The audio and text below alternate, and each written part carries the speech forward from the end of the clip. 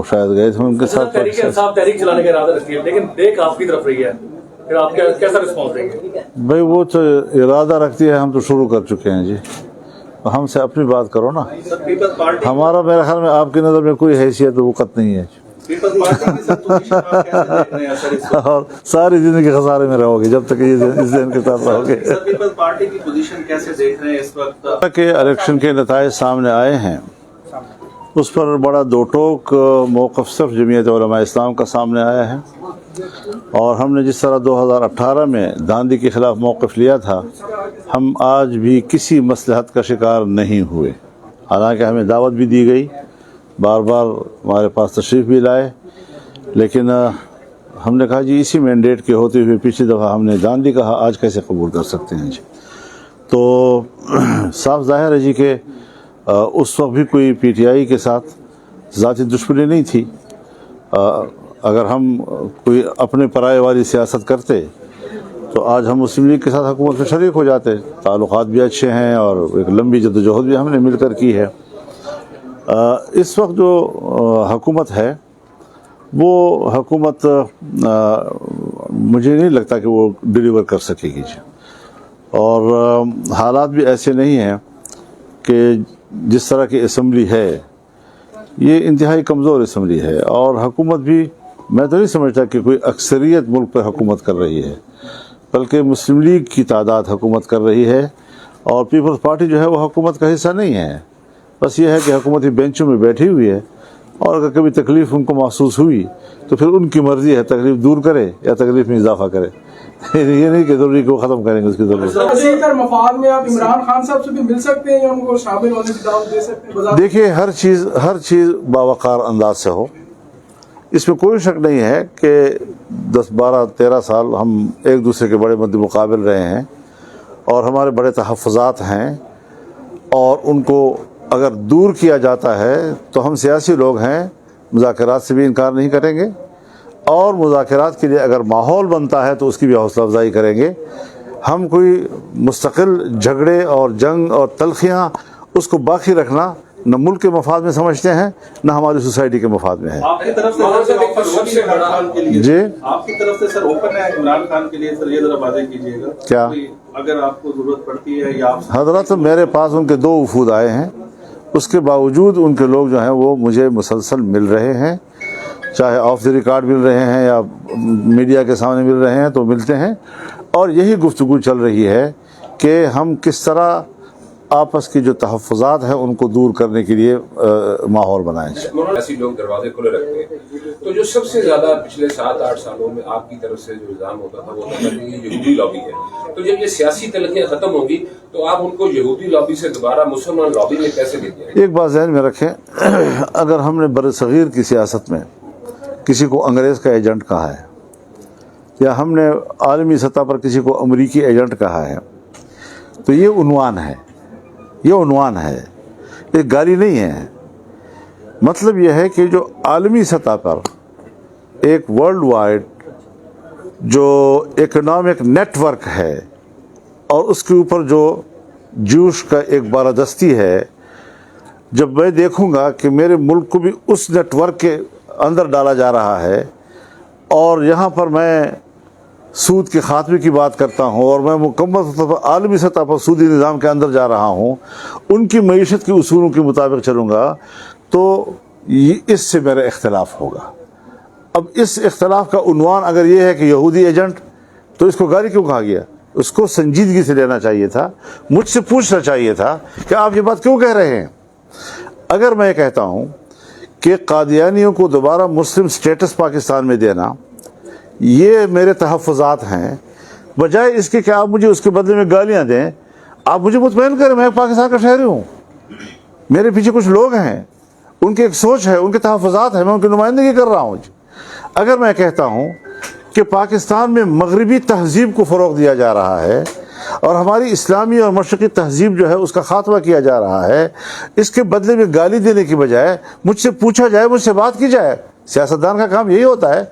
अगर मैंने आपके ऊपर कोई इतराज़ किया है या आपके साथ मैंने कोई एक तहफ़्फ़ुज़ात का इजहार किया है तो आपका फ़र्ज़ बनता है कि आप कहें फज़ल रहमान ये बात आप क्यों कर रहे हैं मुझे, تاکہ جب میں آپ کے سامنے اپنی بات رکھوں تو آپ یہاں مجھے مطمئن کر سکیں اس بات پر کہ میرا ایجنڈا نہیں ہے، یا یہ کہ یہ میرا ایجنڈا ہے اور آپ کے مفاد کے لیے ہے.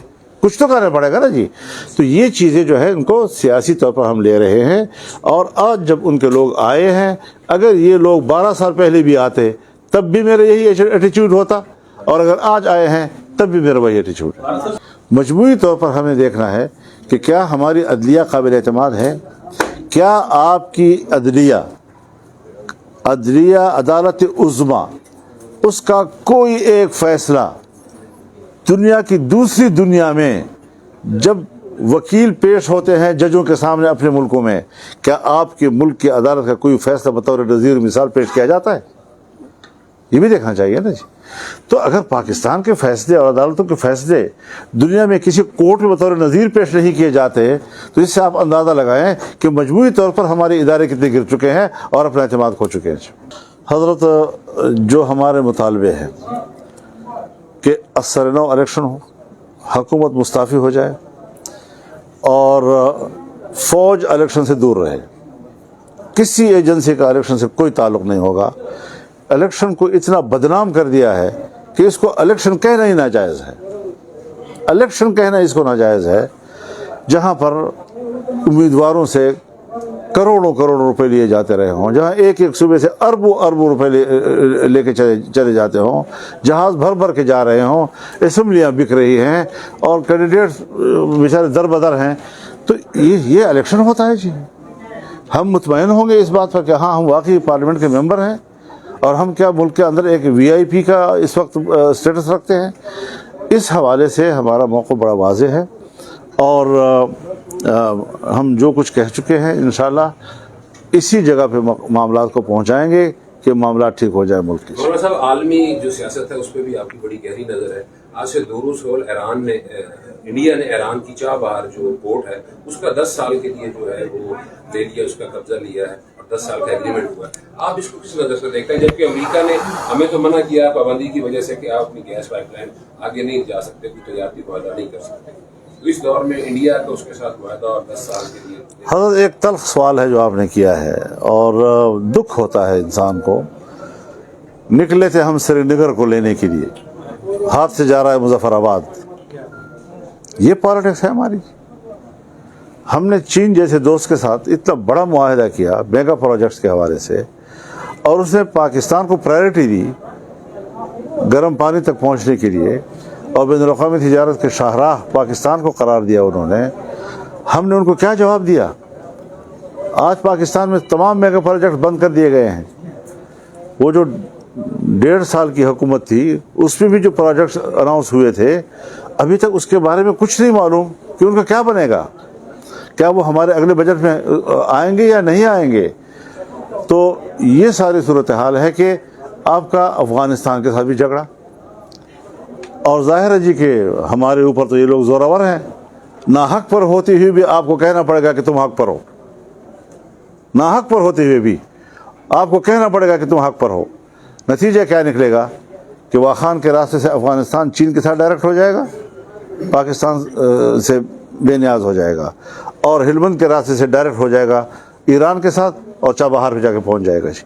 تو یہ جو گھاٹے کے ہم سودے کر رہے ہیں اس وقت 6-7 مہینوں سے چمن بارڈر کے اوپر لوگ بیٹھے ہیں دھرنا دیے ہوئے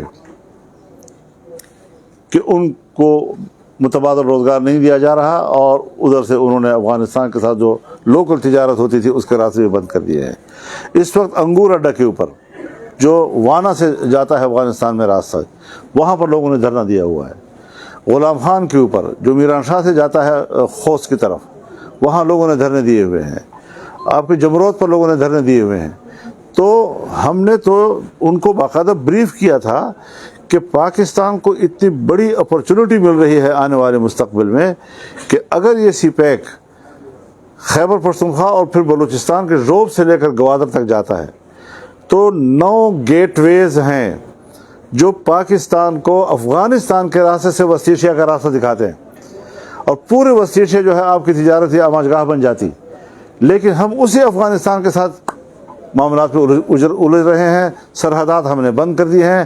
اگر مسئلہ دہشت گردوں کا ہے کیا چین کو یہ اعتراض نہیں ہے کہ اولڈ ترکستان کی جو تحریک ہے اس کے لوگ افغانستان میں ہیں اور ان کے لوگ جو ہے وہاں چین میں جو ہے کارروائیاں کرتے ہیں؟ یہ شکایت تو چین کو بھی ان سے ہے، لیکن اس کے باوجود وہاں کی جو مارکیٹ ہے اس پر چین قبضہ کر رہا ہے، روس وہاں قبضہ کر رہا ہے، اور ہم اتنے پڑوسی ہوتے ہوئے اور 20 سال تک ہم نے جس امید پر طالبان کو غلاف کے نیچے سپورٹ دیا، آج سب کچھ ہم ضائع کر رہے ہیں۔